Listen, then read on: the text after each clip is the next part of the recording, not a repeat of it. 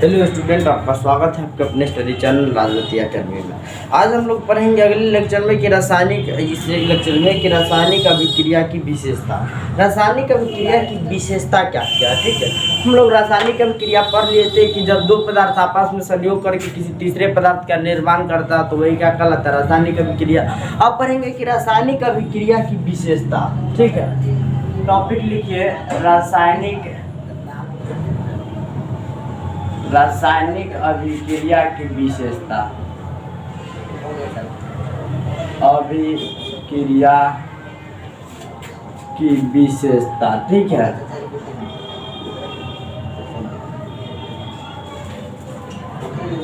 रासायनिक अभिक्रिया की विशेषता है। पहला जाता है कि इसमें लिखिएगा रासायनिक अभिक्रिया की प्रमुख विशेषता, ठीक है। लिखिए रासायनिक अभिक्रिया की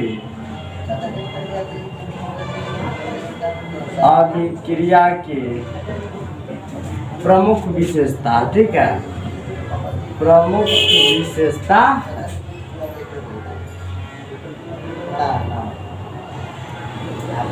विशेषता पहला लिखिए गैस की उत्पत्ति। पहला गैस की उत्पत्ति।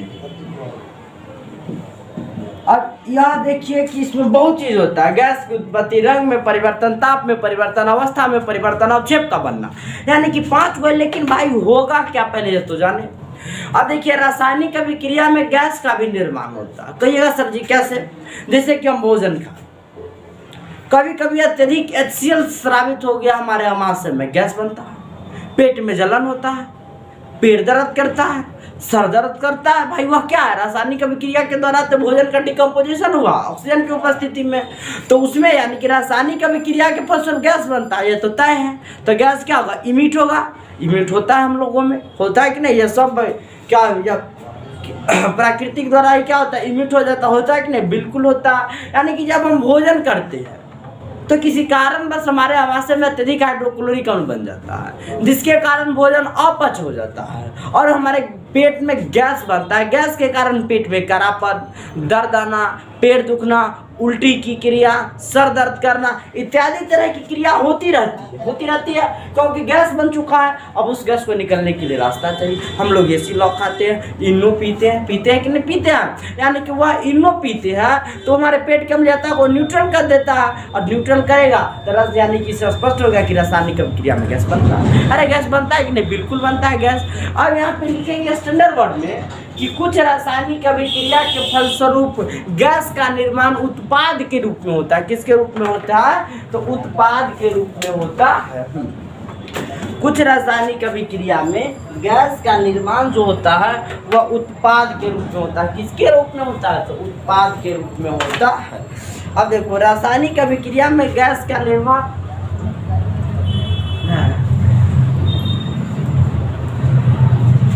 उत्पाद प्रोडक्ट, ठीक है। तो आप देखो गैस की उत्पत्ति में तो अम्ल है, क्या है? अम्ल। सिंपल एग्जांपल, धातु के साथ रासायनिक अभिक्रिया करा दो तो लवण प्राप्त होता है और गैस प्राप्त होता है। क्या प्राप्त होता है? गैस। अम्ल मान लेते HCl, धातु ले लेते हैं सोडियम, क्या प्राप्त हुआ? NaCl, और क्या प्राप्त हुआ? हाफ H2, यानी कि एक हाइड्रोजन गैस प्राप्त हुआ। यह हाइड्रोजन प्राप्त होगा कि ना? यह क्या हाइड्रोजन गैस है? हाइड्रोजन क्या है? अरे गैस है कि नहीं है? बिल्कुल है। तो यानी कि रासायनिक अभिक्रिया के फलस्वरूप गैस का निर्माण होता है, यही उसका विशेषता है। दूसरा आ जाता है कि अवक्षेप का बनना। क्या है? अवक्षेप का बनना। तो रासायनिक अभिक्रिया के फलस्वरूप अवक्षेप का निर्माण होता है। किसका निर्माण? जो ठोस के रूप में विलयन से अलग हो जाता है। ठोस के रूप में विलयन से क्या होता है? अलग होता है। अब देखते शादी हुआ, शादी में मिलेगा तो लड़का मिलेगा और कौन मिलेगा? लड़की। ये दोनों मिलकर बच्चे का निर्माण करेगा, जाइगोट। अब यह बच्चा ठोस के रूप में क्या होता है? विलयन से अलग होता है, यानी कि गर्भावस्था से क्या हो जाता है? यह अलग हो जाता है। अब अलग हुआ तो यही क्या कहलाएगा? अवक्षेप कहलाएगा। अरे क्या कल है अवक्षेप, अभी दोनों मिला आपस में संयोग किया था, रासायनिक अभिक्रिया किया यानी कि केमिकल संयोग आपस में किया। तो आपस में जब किएगा तो बच्चे का निर्माण, और यह बच्चा ठोस के रूप में क्या हो जाएगा, गर्भावस्था से अलग यानी दोनों गति से अलग हो गया। तो यही क्या ठोस था, यह भी क्या बच्चा एक ठोस यानी कि अवक्षेप के रूप में अलग हो गया।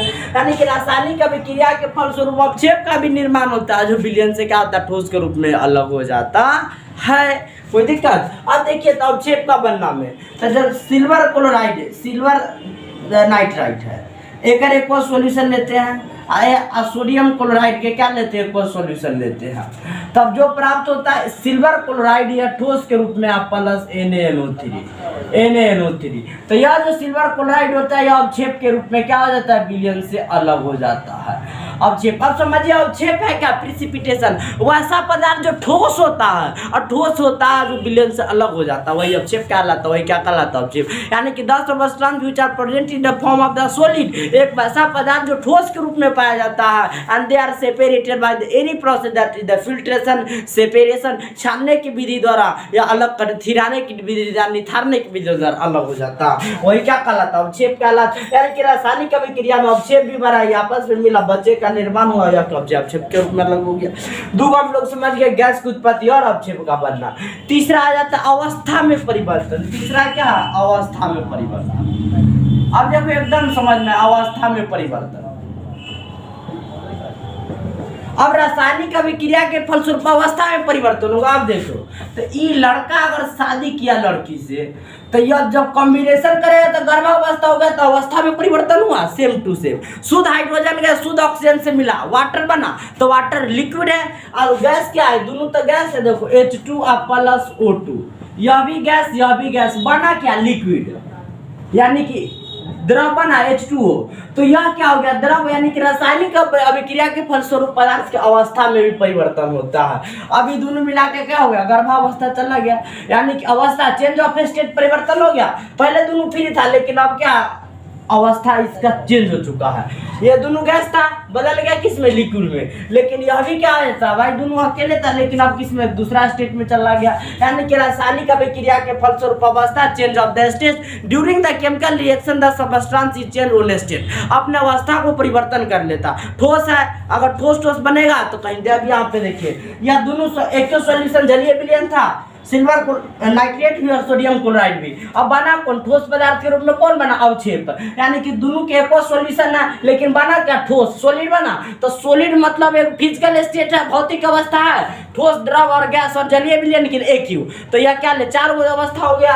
तो ठोस के रूप में अलग हो, यानी कि फिजिकल स्टेट ही तो है। यानी कि रासायनिक अभिक्रिया के फलस्वरूप पदार्थ की अवस्था में भी परिवर्तन होता है। 4 पॉइंट बिल्कुल क्लियर होगा, गैस की उत्पत्ति, अवस्था में परिवर्तन और अवक्षेप का बनना। तो ये तीनों को सबसे पहले हम क्या करते हैं, पॉइंट टू पॉइंट लिखा देते हैं।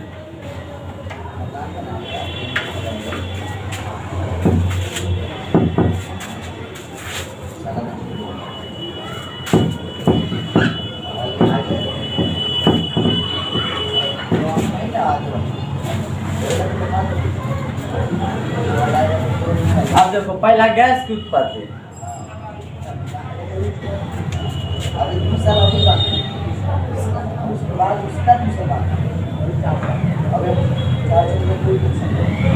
गैस की उत्पत्ति।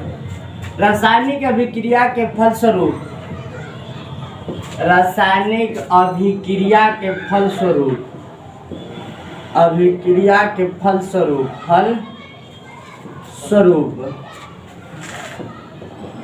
गैस का निर्माण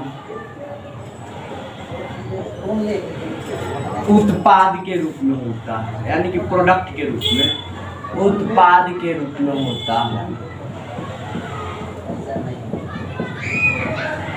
उत्पाद में होता, लिख दीजिएगा, ठीक है, यानी कि प्रोडक्ट में होता है।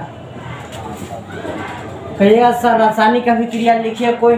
अब देखिए पहला कि जब अम्ल की अभिक्रिया, जब अम्ल की अभिक्रिया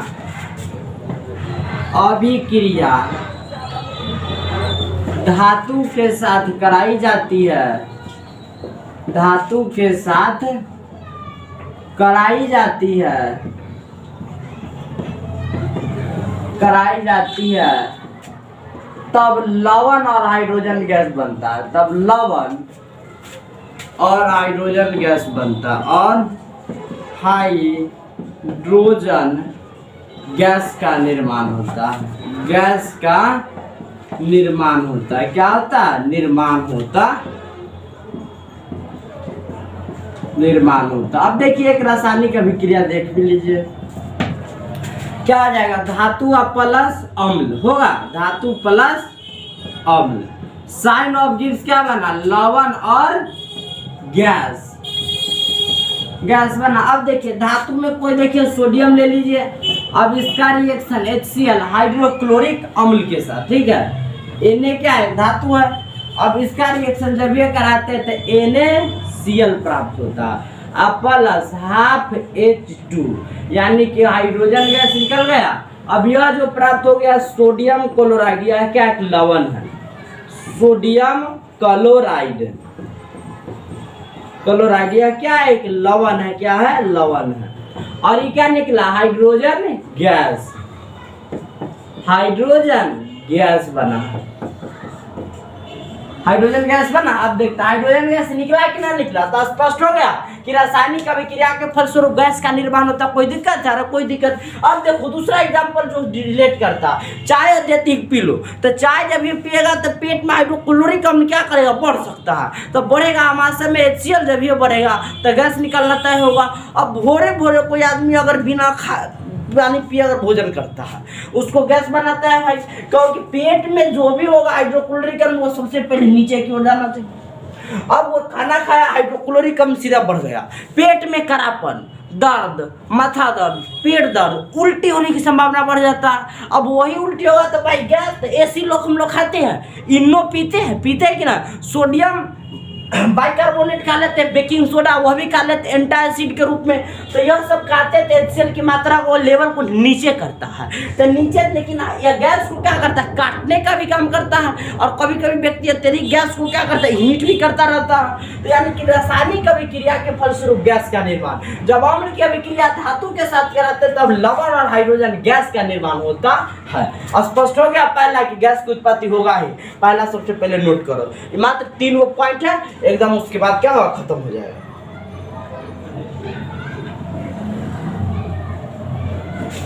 ठीक, अब देखिए दूसरा, अवक्षेप का बनना। किसका बनना?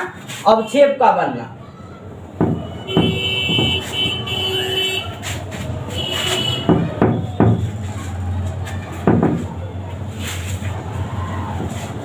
तीसरा लिखिए दूसरा लिखिए अवक्षेप का बनना। दूसरा लिखिए अवक्षेप का बनना। लिखिए रासायनिक अभिक्रिया के फलस्वरूप अवक्षेप का निर्माण होता है। रासायनिक अभिक्रिया के फलस्वरूप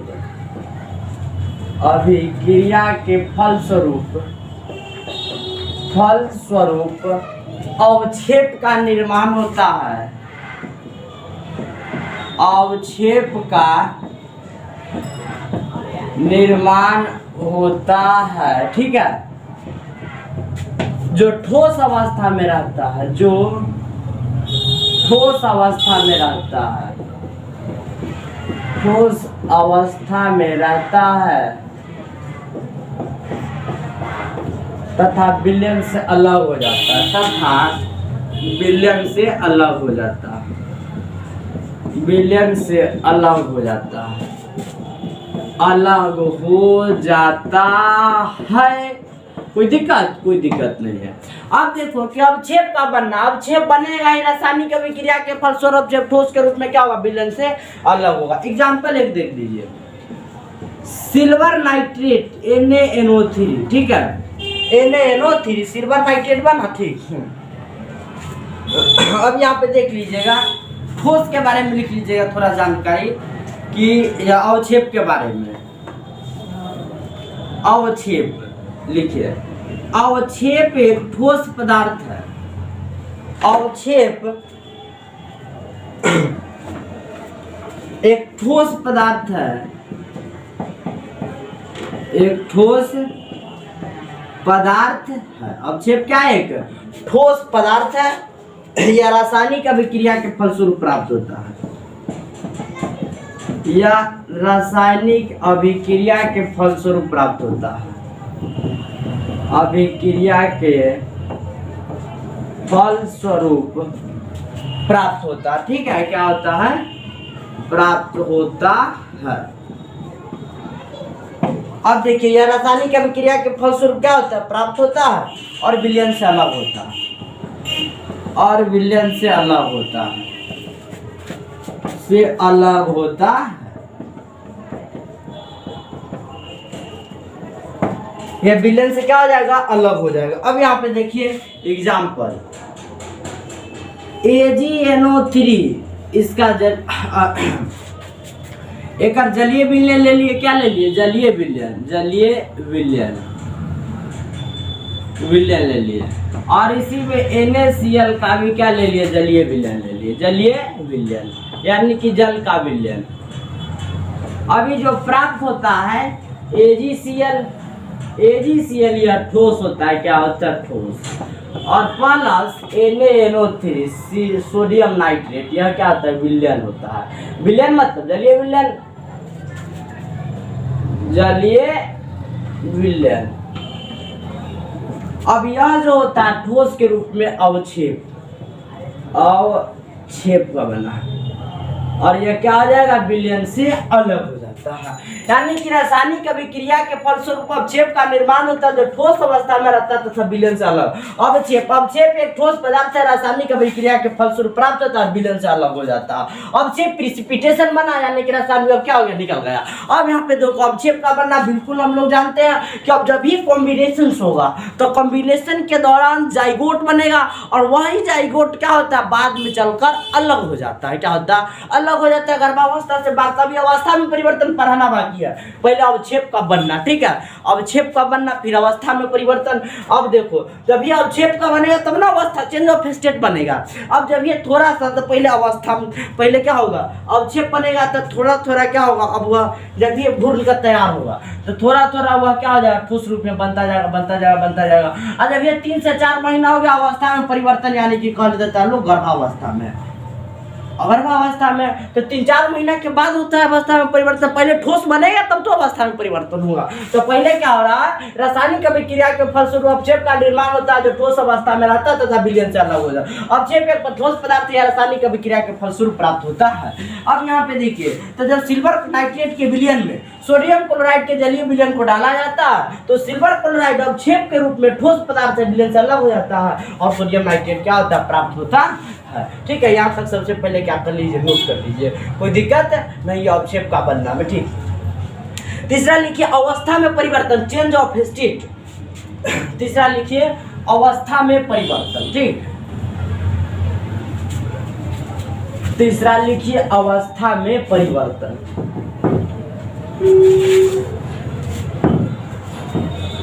तीसरा लिखिए अवस्था में परिवर्तन। ठीक, तीसरा लिखिए अवस्था में परिवर्तन। अवस्था में परिवर्तन लिख रासायनिक अभिक्रिया के फलस्वरूप, रासायनिक अभिक्रिया के फलस्वरूप, अभिक्रिया के फलस्वरूप क्या है? फलस्वरूप पदार्थ के अवस्था में परिवर्तन होता है। पदार्थ के अवस्था में परिवर्तन होता है। अवस्था में क्या होता है? परिवर्तन होता है। अब देखो, अभी शादी से पहले लिविंग रिलेशनशिप, लड़का था भाई, मान लेती सोहन, और लड़की मान लेती रोहिणी। ठीक है, रोहिणी। अब दोनों क्या फ्री स्टेट में भाई, दोनों के पास कोई अवस्था में परिवर्तन नहीं है, दोनों अपन मुक्त अवस्था में, कोई ढोआ ढोल काम नहीं हो रहा। अब जब ये मिला तब कुछ दिन बाद बच्चे का निर्माण हुआ, बच्चे का निर्माण हुआ। और इसे पूछेगा गांव के लोग, यानी कि महिला सब है ना, अभी ना है, यानी कि 2-3 महीना के बाद पता चलेगा जब अवक्षेप का बनेगा। अब जब बन जाएगा तब गर्भावस्था, एक अवस्था क्या हो गया, चेंज हो गया, यानी कि चेंज ऑफ स्टेट, अवस्था में परिवर्तन हुआ कि ना हुआ। अरे दोनों आपस में मिला, कुछ दिन बाद बच्चे का निर्माण, और यही बच्चे का निर्माण धीरे धीरे गर्भावस्था में चला जाता, सब लोग को हुआ, यानी कि गर्भावस्था यानी कि संयोजन के बाद अवस्था में परिवर्तन होना तय है कि नहीं, बिल्कुल तय है। यानी कि रासायनिक अभिक्रिया के फलस्वरूप पदार्थ की अवस्था में परिवर्तन है। अब यहाँ पे क्या हो गया, यहाँ पे मान लेते किशोरावस्था में था, दोनों क्या था, किशोरावस्था में था। अब देखो किशोरावस्था में कहेंगे तो गलती कर देगा लोग, कहेगा किशोरावस्था में शादी नहीं होता, युवा अवस्था में होता है, युवा अवस्था में, ठीक है, युवा अवस्था में। दोनों जो युवा था, जवान था, कोई दिक्कत नहीं था, लेकिन जब ये शादी हुआ, गर्भावस्था में लड़की चली, चेंज ऑफ स्टेट परिवर्तन हो गया, कोई दिक्कत है, कोई दिक्कत नहीं है। पहले फ्री है था, दोनों अभी हुआ है, लेकिन इसका अवस्था बदल चुका है, किसका, निगेटिव पोल का लड़की, यानी कि अब इसका स्टेट बदल चुका है, तो यही क्या कहलाता है, रासायनिक अभिक्रिया के फलस्वरूप पदार्थ की अवस्था में परिवर्तन। अब देखो यहाँ पे ये तो समझ गया, ऐसे एकदम सटीक मेथड है सब। अब देखो जब शुद्ध हाइड्रोजन गैस को जब शुद्ध ऑक्सीजन गैस के साथ मिलाएंगे तब पानी बनेगा, तब पानी बनेगा तो वो द्रव के रूप में होगा, द्रव के रूप में होगा कि ना होगा, तो बिल्कुल परिवर्तन हो गया। अब देखो एग्जाम्पल में H2 या क्या है, रासायनिक अभिक्रिया के फलस्वरूप पदार्थ किसमें परिवर्तन होता है, अवस्था में परिवर्तन होता है, ठीक है, अवस्था में परिवर्तन होता है, कोई दिक्कत नहीं। अब देखिए यहाँ पे लिख दीजिएगा अति ठोस अवस्था के लिए, ठोस अवस्था के लिए S, ठीक है, S मतलब सॉलिड, ठीक है, ठोस अवस्था के लिए S छोटी ब्रैकेट, द्रव अवस्था के लिए L, द्रव अवस्था के लिए किसका चीज L, गैस अवस्था के लिए, गैस अवस्था के लिए G, ज्ञात अवस्था के लिए स्मॉल g, और जलीय विलयन के लिए AQ का उपयोग करेंगे, और जलीय विलयन के लिए AQ का, जलीय विलयन के लिए किसका उपयोग करेंगे, AQ का। AQ मतलब एक्वस सॉल्यूशन, AQ मतलब एक्वस सॉल्यूशन, AQ का उपयोग करते हैं, AQ का उपयोग करते हैं, उपयोग करते हैं। ये सब साइन है, यानी कि क्या है, इसका चिन्ह है। अब कहिएगा सर जी तब बात ठीक है, लेकिन वो जो गर्भावस्था होगा ओकरा ले कौन परिवर्तन, एना निकल जा पेट, यानी ये अवस्था में परिवर्तन है एकदम पेट, यानी कि यह क्या हो फेंक सकता पेट, यानी कि वो गर्भावस्था में परिवर्तन, इसका लिख देंगे पेट का निकल, यह बिल्कुल अवस्था में परिवर्तन, कोई दिक्कत है, कोई दिक्कत। अब देखिए यहाँ पे, अब एग्जाम्पल देखो H2 यह क्या है, गैस है, H2 क्या है, गैस है, अब प्लस O2 क्या है, गैस है, यह दोनों मिला आपस में तो यह बनाता है वाटर, क्या बनाता है, H2O, तो यह H2O लिक्विड के रूप में होगा। अब इसको बैलेंस करेंगे, 2 ऑक्सीजन 2, यहाँ पे 2 लगा देंगे, यहाँ पे 2 लगा देंगे। अब यहाँ पे क्या हाइड्रोजन है, हाइड्रोजन, अब यहाँ पे क्या ऑक्सीजन है, क्या है, ऑक्सीजन, बना क्या, जल, कौन अवस्था में है, तो जल एक द्रव अवस्था में, किस अवस्था में, जल द्रव अवस्था में, जल किस अवस्था में, तो द्रव, द्रव के लिए कहें L का उपयोग करेंगे, यानी कि जब शुद्ध हाइड्रोजन गैस की प्रतिक्रिया शुद्ध ऑक्सीजन के साथ कराते हैं तो पानी प्राप्त होता है, क्या प्राप्त होता है, पानी प्राप्त होता है, यानी कि जल प्राप्त होता है। अब लिख दीजिएगा जब शुद्ध हाइड्रोजन गैस, शुद्ध हाइड्रोजन गैस, हाइड्रोजन गैस की प्रतिक्रिया, शुद्ध हाइड्रोजन गैस की प्रतिक्रिया शुद्ध ऑक्सीजन गैस के साथ कराई जाती है, शुद्ध ऑक्सीजन गैस के साथ कराई जाती है, साथ कराई जाती है,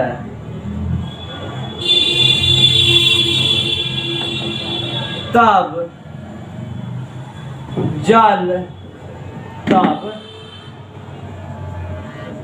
जल प्राप्त होता है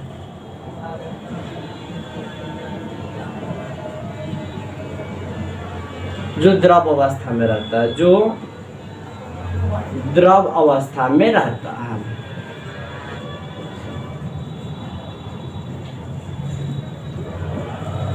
जो किस अवस्था में रहता है, तो द्रव अवस्था में चेंज ऑफ स्टेट हो गया। कोई दिक्कत है? कोई दिक्कत है नहीं। इतना तक सबसे पहले क्या कर लो, नोट कर लो। अवस्था में भी परिवर्तन हम लोग पढ़ चुके हैं, ठीक है। उसके बाद पढ़ेंगे ताप में परिवर्तन और रंग में परिवर्तन, ठीक है। तीन हम लोग मेन टॉपिक हम लोग क्या कर पढ़ चुके हैं।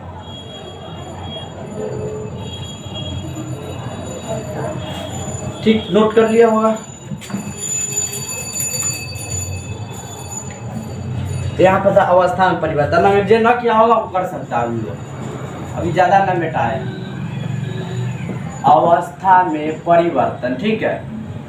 के आएगा अवस्था है, ठीक। इतना तक सबसे पहले क्या कर लो, नोट कर लो, कोई दिक्कत नहीं है। अब यहाँ तक क्या कर लिया होगा, नोट कर लिया होगा।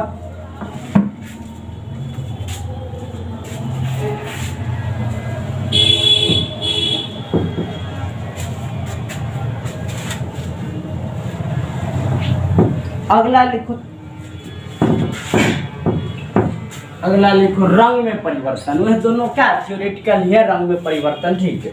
अब देखो अगला रंग में परिवर्तन, किस में, रंग में। अगला आ जाता है चौथा, रंग में परिवर्तन।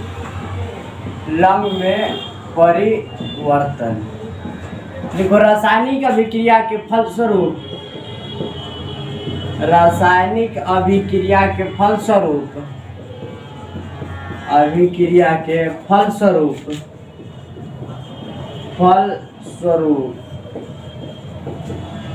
पदार्थ के रंग में परिवर्तन होता है, में परिवर्तन होता है। किसमें परिवर्तन होता है, रंग में। कैसे, तो लोहा पर जंग लग गया, कुछ दिन बाद उसका रंग धूसर हो जाता है। बिल्कुल हम लोग समझ गए कि रासायनिक अभिक्रिया के फलस्वरूप क्या होता है, रंग में परिवर्तन होता है, ठीक है। पांचवा लिखो, उसके बाद लिखो पांचवा, यानी कि पांचवा रंग में परिवर्तन हो गया। और उसके बाद लिखो रंग में परिवर्तन के बाद एक और टॉपिक है, और उसके बाद लिखो ताप में परिवर्तन। ताप में परिवर्तन लिखो, रासायनिक अभिक्रिया के फलस्वरूप, रासायनिक अभिक्रिया के फलस्वरूप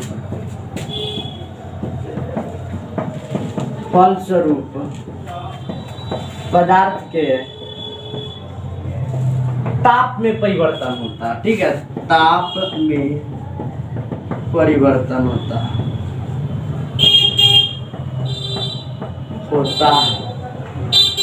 अब देखो इसमें दो प्रकार के, एक होता है ऊष्माक्षेपी, क्या होता है, ऊष्माक्षेपी, और दूसरा ऊष्माक्षेपी अभिक्रिया।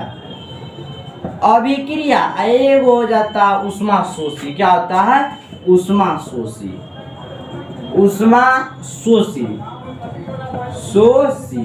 अभिक्रिया। अब देखो ऊष्माक्षेपी में ऊष्मा निकलेगा और ऊष्माशोषी में ऊष्मा देना पड़ेगा रासायनिक, यानी कि रासायनिक अभिक्रिया के फलस्वरूप पदार्थ के ताप में परिवर्तन होता है। तो ऊष्माक्षेपी है वो ऊष्माशोषी अभिक्रिया। ऊष्माक्षेपी में देखो C+O2 आपस में अभिक्रिया किया, CO2 दिया, अब प्लस प्रकाश भी देता है, अब प्लस ऊष्मा भी देता है। इसमें देखो जब N2 प्लस 3H2, अब प्लस ऊष्मा इसमें क्या करता, देना पड़ता है, तब क्या होता है 2NH3 की प्राप्ति होती है। अमोनिया की क्या होती है, प्राप्ति होती है। अमोनिया की क्या होती है, प्राप्ति होती है। प्लस ऊष्मा दिए, प्लस ऊष्मा मतलब ऊष्माशोषी, और प्लस यानी प्रकाश इसमें प्राप्त होगा, ऊष्माशोषी। तब रासायनिक अभिक्रिया के फलस्वरूप पदार्थ किसमें परिवर्तन होता है, ताप में परिवर्तन। यानी कि दो प्रकार के रासायनिक अभिक्रिया होगा, पहला ऊष्माक्षेपी रासायनिक अभिक्रिया और दूसरा ऊष्माशोषी रासायनिक अभिक्रिया। ऊष्माक्षेपी में ऊष्मा और प्रकाश दोनों उत्पादन हुआ, किसमें, प्रोडक्ट के रूप में, और उसमें सूची में उसमें क्या करना पड़ता है, देना पड़ता है। यही क्या कहलाता है, ताप में परिवर्तन कहलाता है। तो सबसे पहले इतना क्या कर लो, नोट कर लो, कोई दिक्कत नहीं है। अगला लेक्चर में पढ़ेंगे कि रासायनिक समीकरण क्या, ठीक है। तो इतना तक सबसे पहले बिल्कुल हम लोग समझ गए होंगे, कोई दिक्कत नहीं है। जरा भी कंफ्यूजन हो सीधा कमेंट बॉक्स में क्या कर दीजिए, कमेंट कर दीजिए, आपके कंफ्यूजन को ही तुरंत दूर कर दिया जाएगा। अब देखो कोई भी कंफ्यूजन हो सीधा कमेंट बॉक्स में करूँगी। तो आज के लिए हम लोग इतना ही तक पढ़ेंगे, और आप कंफ्यूजन को दूर कीजिए और खूब पढ़िए, मन लगाकर, कोई दिक्कत नहीं होगा। तो आज के लिए इतना ही, ऑल द बेस्ट।